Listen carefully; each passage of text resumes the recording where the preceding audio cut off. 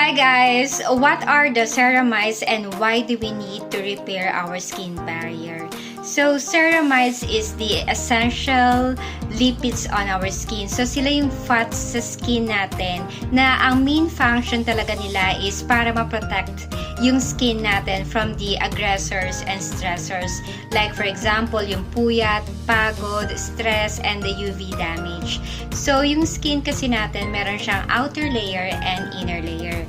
Ang outer layer ng skin natin is epidermis and ang inner layer or deeper layer of the skin is yung dermis. And between those two layers of skin is yung neocytes and yung ceramides. So, yung dalawang yon, sila yung nagsisilbing parang gate, barrier ng skin natin para hindi makalagpas or makapenetrate ang aggressors, stressors ng skin natin like pagod, puyat, stress, UV damage dun sa deeper layer ng skin natin which is the dermis.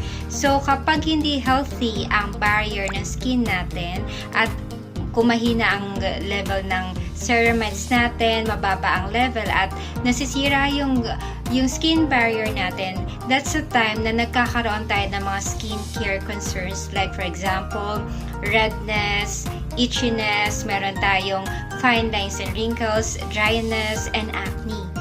Doon na umiikot yung mga skin concerns natin kapag nasisira na yung skin barrier natin. That's really the reason and that's the important factor on the reason why we use ceramide on our skincare and the reason why we need to protect and make our skin barrier healthy always. So check more for more tips and DIY tips.